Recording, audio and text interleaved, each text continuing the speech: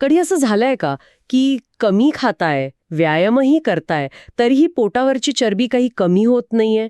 किंवा दुपारच्या जेवणानंतर अचानक इतकी सुस्ती येते की काम करणं अवघड होऊन बसतं? हे प्रश्न अनेकांना पडतात आणि याचं उत्तर आपल्या शरीराच्या एका अत्यंत हुशार पण तितक्याच संवेदनशील प्रणालीमध्ये दडलेलं आहे. आज आपल्याला मिळालेल्या माहितीच्या आधारे आपण याच गोंधळाच्या मुळाशी जाणार आहोत. आपण सगळेच इन्सुलिनला एक हॉर्मोन म्हणून ओळखतो, पण काही ठिकाणी त्याला मास्टर मेटाबॉलिक हॉर्मोन असं म्हटलंय. हा मास्टर शब्द का वापरलाय? आज आपण इन्सुलिनच्या याच भूमिकेवर, ती बिघडल्यावर काय होतं, म्हणजे इन्सुलिन रेझिस्टन्सवर आणि मधुमेहाच्या प्रकारांमागे नेमका काय फरक आहे, यावर सविस्तर बोलणार आहोत. अगदी बरोबर. आणि ही चर्चा फक्त मधुमेहापुरती मर्यादित नाहीये. शरीरातील या अंतर्गत संदेशवाहक प्रणालीला समजून घेणं म्हणजे आपल्या ऊर्जेची पातळी, वजन आणि एकूणच आरोग्याची गुरुकिल्ली समजून घेण्यासारखं आहे. ही एक अशी यंत्रणा आहे जी आपल्या प्रत्येक पेशीवर कळत नकळतपणे परिणाम करत असते. अगदी कळत न कळतपणे. चला तर मग सुरुवात करूया. या मास्टर हॉर्मोनची ओळख करून घेऊया. आपण जेव्हा भात, भाकरी, फळं असं काही खातो, तेव्हा त्यातून रक्तात साखर म्हणजेच ग्लुकोज निघते. या साखरेचं पुढे काय होतं? इथेच इन्सुलिनची एंट्री होते. आपल्या माहितीनुसार इन्सुलिनला शरीराची चावी असेही म्हणतात. हो, आणि ही चावीची संकल्पना आहे ना, ती समजायला खूप सोपी आहे. विचार करा, आपल्या शरीरातल्या ज्या अब्जावधी पेशी आहेत, त्या म्हणजे छोटी छोटी घरं आहेत. अच्छा. आणि त्यांना ऊर्जेसाठी ग्लुकोज नावाचं इंधन हवंय. पण या घरांना कुलूप आहे. आणि इन्सुलिन ती चावी आहे. अगदी बरोबर. हीच ती चावी आहे जी पॅनक्रियाज नावाच्या फॅक्टरीत तयार होते.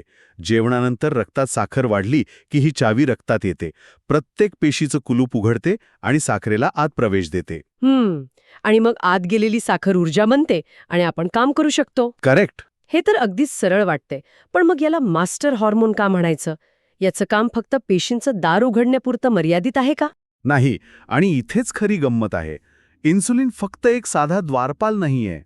तो संपूर्ण ऊर्जा व्यवस्थापनाचा CEO आहे असं म्हणायला हरकत नाही. त्याची 4 मुख्य कामं आहेत जी एकामागोमाग घडतात. पहिलं काम तर आपण पाहिलं, साखर पेशींमध्ये पोहोचवणे. हो. आणि दुसरं काम, त्या साखरेला ऊर्जेत बदलण्यासाठी मदत करणं. आणि जर गरजेपेक्षा जास्त साखर आली तर, म्हणजे समजा आपण एखाद्या लग्नात जेवलो आणि भरपूर गोड खाल्लं, तेव्हा काय होतं? तेव्हा इन्सुलिन त्याचं तिसरं काम करतं. ते एका हुशार वेअरहाऊस मॅनेजरसारखं वागतं. ते ही अतिरिक्त साखर उचलून आपल्या लिव्हरमध्ये, म्हणजे यकृतात आणि स्नायूंमध्ये साठवून ठेवतं. अच्छा, म्हणजे एक प्रकारे आपला पॉवर बँक तयार करतं. अगदी. हा आपला पॉवर बँक आहे, जो उपवासाच्या वेळी किंवा व्यायामाच्या वेळी कामी येतो. पण या पॉवर बँकची ही एक क्षमता असणार, बरोबर ना? हो ना. जर ती पूर्ण भरली आणि तरीही रक्तात साखर शिल्लक राहिली, तर त्या साखरेचं काय होतं? आणि इथेच इन्सुलिनचं चौथं आणि आजच्या काळातलं सर्वात महत्त्वाचं काम समोर येतं. जेव्हा सगळ्या पेशींची गरज भागते, लिव्हर आणि स्नायूंचे पॉवर बँक फुल होतात, तेव्हा इन्सुलिन उरलेल्या साखरेला थेट चरबीमध्ये, म्हणजे फॅटमध्ये रूपांतरित करण्याचा आदेश देतं. अरे बापरे. हो. आणि ही चरबी मग विशेषतः पोटाच्या आणि कमरेच्या भागात जमा होते. आणि शरीर याबाबतीत खूप प्रामाणिक आहे. ते अतिरिक्त साखर कुठेही लपवत नाही, थेट आपल्या पोटावर जमा करतं. अरे, म्हणजे आता माझ्या डोक्यात प्रकाश पडला. आपण जे म्हणतो ना की कमी खाऊनही वजन वाढतंय, त्याचं थेट कनेक्शन याच्याशी असू शकतं. अगदी अचूक. कदाचित आपण जे खातोय ते गरजेपेक्षा जास्त असल्यामुळे शरीर त्याला ऊर्जेऐवजी चरबी म्हणून साठवतंय. बरोबर. आणि इथेच आजच्या जीवनशैलीचा एक महत्त्वाचा पैलू समोर येतो. आपल्या अभ्यासातून असं दिसतंय की आपल्या आहारात फक्त साखरच नाही, तर प्रक्रिया केलेल्या पदार्थांमधील घटक वाढले आहेत. हे घटक थेट लिव्हरवर परिणाम करतात आणि चरबी बनवण्याची प्रक्रिया अधिक वेगाने सुरू करतात. म्हणजे समस्या फक्त जास्त खाण्याची नाही, तर काय खातोय याचीही आहे. अगदी. पण 1 मिनिट थांबा. जर ही इतकी साधी आणि प्रभावित चावी कुलूप प्रणाली आहे, तर ती इतक्या लोकांमध्ये बिघडते कशी? म्हणजे कुलूप गंजायला किंवा खराब व्हायला असं काय होतं? इथेच इन्सुलिन रेझिस्टन्स ही संकल्पना येते, नाही का? बरोबर. इन्सुलिन रेझिस्टन्स म्हणजे सोप्या भाषेत सांगायचं तर पेशी इन्सुलिनचं ऐकेनाशा होतात. म्हणजे चावी तर आहे, पण कुलूप जॅम झालंय. पण गंमत म्हणजे हे कुलूप फक्त गंजत नाही. जेव्हा पेशींवर सतत साखरेचा आणि इन्सुलिनचा मारा होत राहतो, तेव्हा त्या स्वतःला वाचवायचा प्रयत्न करतात. अगदी. त्या स्वतःला वाचवण्यासाठी या कुलूपांना, म्हणजे इन्सुलिन रिसेप्टर्सना पेशींच्या आत खेचून घेतात. म्हणजे पेशी ओरडून सांगतात की बस करा, आत आधीच खूप साखर आहे, आम्हाला आणखी नकोय. अगदी तसंच. आणि याचे परिणाम खूप गंभीर होतात. पहिली गोष्ट, साखर पेशींमध्ये जाऊ शकत नाही. त्यामुळे ती रक्तातच साठून राहते. आणि रक्तातील साखरेची पातळी वाढते. हो. दुसरी गोष्ट, मेंदूला वाटतं की पेशींपर्यंत संदेश पोचत नाहीये, म्हणून तो पॅनक्रियाजला आणखी जास्त इन्सुलिन तयार करायला सांगतो. आता काय होतं की रक्तात साखर आणि इन्सुलिन दोन्हीचं प्रमाण धोकादायक पातळीवर वाढतं. आणि यामुळेच तो थकवा येतो, कारण पेशींना इंधनच मिळत नाहीये. शरीर ऊर्जेसाठी भुकेलं राहतं, ज्यामुळे गोड खाण्याची तीव्र इच्छा होते. बरोबर. आणि जास्त इन्सुलिनमुळे चरबी साठण्याची प्रक्रिया आणखी वेगाने होते. हे तर एक दुष्टचक्रच आहे. हे एक दुष्टचक्रच आहे की नाही? पण इथे एक महत्वाचा प्रश्न निर्माण होतो. पेशी इन्सुलिनकडे दुर्लक्ष का करायला लागतात? याची मुख्य कारणं आपल्या दैनंदिन सवयींमध्ये दडली आहेत. जसं की सतत गोड आणि मैद्याचे पदार्थ खाणे. यामुळे रक्तात वारंवार साखरेची त्सुनामी येते. आणि पॅनक्रियाजला ओव्हरटाईम काम करावं लागतं. दुसरं कारण म्हणजे व्यायामाचा अभाव आणि बैठी जीवनशैली. हो. आणि तिसरं महत्वाचं कारण म्हणजे ताणतणाव आणि अपुरी झोप. जेव्हा आपण तणावाखाली असतो किंवा आपली झोप पूर्ण होत नाही, तेव्हा शरीर कॉर्टिसॉल नावाचा स्ट्रेस हॉर्मोन तयार करतं. आणि कॉर्टिसॉलचं काम आहे शरीराला लढा किंवा पळा मोडमध्ये आणणं. त्यासाठी ते लिव्हरला रक्तात साखर सोडायला सांगतं. अच्छा, म्हणजे आपण काही खाल्लेलं नसलं तरी रक्तात साखर वाढते. हो. आणि त्याला नियंत्रणात आणायला पुन्हा इन्सुलिनला यावं लागतं. हे सगळं ऐकून डोक्यात एक गोंधळ निर्माण होतोय. आपण इन्सुलिन रेझिस्टन्सबद्दल बोलतोय, मग डॉक्टर्स ज्याला डायबिटीज म्हणतात, तो नेमका हाच प्रकार आहे का की याचं पुढचं टोक आहे? खूप चांगला प्रश्न आहे.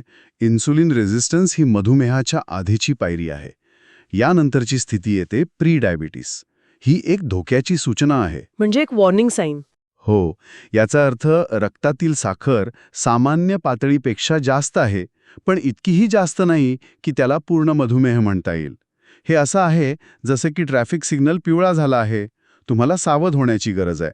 आणि जर या पिवळ्या सिग्नलकडे दुर्लक्ष केलं तर लाल सिग्नल लागतो, म्हणजेच टाईप 2 मधुमेह. हे कधी होतं जेव्हा पॅनक्रियाज अनेक वर्ष गरजेपेक्षा जास्त इन्सुलिन बनवून थकून जातो. त्याची इन्सुलिन बनवण्याची क्षमता कमी होते. बरोबर. आता रक्तात साखरही जास्त आहे आणि तिला नियंत्रणात आणायला पुरेसे इन्सुलिनही नाही, म्हणजे ही स्थिती म्हणजे टाईप 2 मधुमेह. पण मग यातली चांगली बातमी काय? कारण हे सगळं ऐकून खूप भीती वाटू शकते. आणि इथेच आपल्याला मिळालेल्या माहितीतील सर्वात सकारात्मक आणि आशेचा किरण दाखवणारा मुद्दा येतो. त्यात स्पष्ट म्हटलं आहे की चांगली बातमी ही आहे की इन्सुलिन रेझिस्टन्स आणि प्री डायबिटीज या दोन्ही स्थिती पूर्णपणे बऱ्या होऊ शकतात. अरे वा, म्हणजे हे रिव्हर्सिबल आहे? हो. याचा अर्थ जर पिवळ्या सिग्नलवर आपण सावध झालो आणि जीवनशैलीत योग्य बदल केले, तर आपण लाल सिग्नल लागण्यापासून स्वतःला वाचवू शकतो. म्हणजे हे टाळता येण्यासारखं आहे. आणि हे बदल नक्की कोणते? फक्त गोड खाऊ नका इतकंच आहे की त्यामागे आणखी काही विज्ञान आहे? त्यामागे ठोस विज्ञान आहे. चला उपायांवर बोलूया. पहिला उपाय आहे आहार. फक्त गोड आणि मैदा कमी करून भागत नाही, तर आहारात प्रथिने म्हणजे प्रोटीन्स आणि फायबर वाढवणं गरजेचं आहे. डाळी, कडधान्य, भाज्या, कोशिंबिरी. अगदी. कारण प्रथिने आणि फायबर रक्तातील साखरेचं शोषण हळू करतात, ज्यामुळे साखरेची त्सुनामी येत नाही आणि इन्सुलिनवरचा भार कमी होतो. आणि व्यायामाचं काय? अनेक जण म्हणतात की आमच्याकडे वेळ नाही. रोज 30 मिनिटं चालण्याने खरंच इतका फरक पडतो का? व्यायामाबद्दल या अभ्यासात एक खूपच रंजक गोष्ट सांगितली आहे. जेव्हा आपण व्यायाम करतो तेव्हा आपले स्नायू इन्सुलिनच्या मदतीशिवायही रक्तातील साखर शोषून घेऊ शकतात. काय सांगताय? हो. म्हणजे आपण एक प्रकारे पेशींसाठी एक बॅकअप दरवाजा उघडतो. त्यामुळे 30 मिनिटांचं चालणं किंवा व्यायाम हे फक्त कॅलरी जाळण्यासाठी नाही, तर इन्सुलिनवरचा ताण कमी करून त्या प्रणालीला आराम देण्यासाठी आहे. वा, ही माहिती खूपच महत्वाची आहे. म्हणजे व्यायामामुळे आपण इन्सुलिनला एक प्रकारे सुट्टी देतो. आणि झोपेचं आणि तणावाचं काय? तेही तितकंच महत्वाचं आहे. रात्री 7-8 तासांची शांत झोप घेतल्याने कोर्टिसॉलची पातळी नियंत्रणात राहते. तणाव कमी करण्यासाठी ध्यान, प्राणायाम किंवा छंद जोपासल्यानेही कोर्टिसॉल कमी होतो. आणि याचा थेट परिणाम आपल्या रक्तातील साखरेवर होतो. आणि इन्सुलिनच्या संवेदनशीलतेवर होतो. हे सगळे बदल एकत्र केल्यावर शरीर हळूहळू पुन्हा आपल्या नैसर्गिक प्रणालीकडे परत येऊ लागतं. हे सगळं टाईप 2 मधुमेहाबद्दल झालं. पण आपण नेहमी टाईप 1 मधुमेहाबद्दलही ऐकतो. या दोन्हीमध्ये नेमकं फरक काय आहे? आपल्या चावी कुलूपच्या उदाहरणाने हे समजून घेता येईल का? नक्कीच. हा फरक समजून घेणं खूप गरजेचं आहे. टाईप 1 मधुमेह ही एक ऑटोइम्यून स्थिती आहे.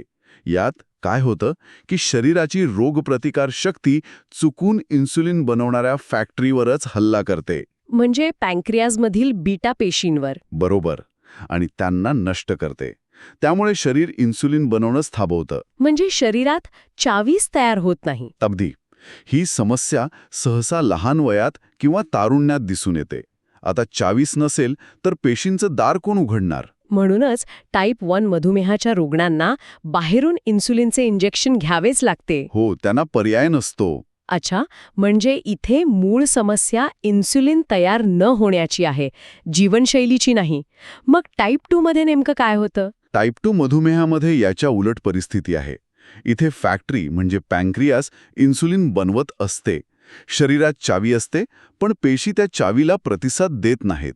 म्हणजे कुलूप खराब झालेलं असतं. इन्सुलिन रेझिस्टन्सची स्थिती जी अनेक वर्ष राहिल्यावर टाईप 2 मधुमेहात बदलते. ही समस्या सहसा प्रौढ वयात, चुकीच्या जीवनशैलीमुळे, आनुवांशिकतेमुळे आणि वाढत्या वजनामुळे उद्भवते.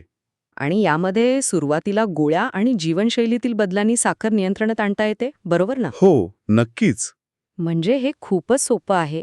या माहितीतील एका ओळीत याचं अचूक वर्णन केलंय, जे सगळ्यांच्या लक्षात राहील. इन्सुलिन नाही म्हणजे टाईप 1, इन्सुलिन आहे पण काम करत नाही म्हणजे टाईप 2. या एका वाक्यात दोन्हीतला मूलभूत फरक स्पष्ट होतो. अगदी बरोबर.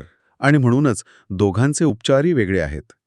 टाईप 1 मध्ये इन्सुलिन देणं हाच एकमेव पर्याय आहे.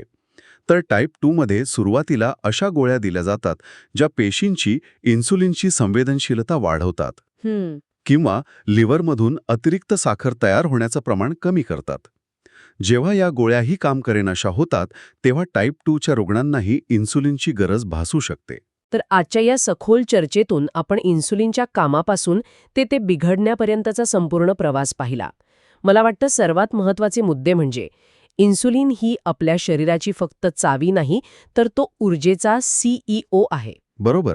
इन्सुलिन रेझिस्टन्स म्हणजे पेशींनी या CEOकडे केलेलं बंड आहे. आणि सर्वात महत्त्वाची आणि सकारात्मक गोष्ट म्हणजे जीवनशैलीत योग्य बदल करून हे बंड शमवता येतं आणि शरीराला पुन्हा रुळावर आणता येतं. अगदी बरोबर. आणि या चर्चेच्या शेवटी मी एक विचार करायला लावणारा प्रश्न मांडू इच्छितो. आपण नेहमी साखरेलाच खलनायक ठरवतो, पण आजच्या चर्चेतून एक महत्त्वाचा मुद्दा समोर येतो. खरी समस्या साखर आहे की साखरेला प्रतिसाद देण्याची आपल्या शरीराची क्षमता आपणच कमी केली आहे? आपल्या दैनंदिन सवयी, आपला आहार, आपला व्यायामाचा अभाव आणि आपला ताणतणाव, या सगळ्या गोष्टी आपल्या शरीरातील या अत्यंत हुशार संदेशवाहकावर कसा परिणाम करत असतील याचा विचार प्रत्येकाने करायला हवा. कारण उत्तर आणि उपाय दोन्ही तिथेच दडलेले आहेत.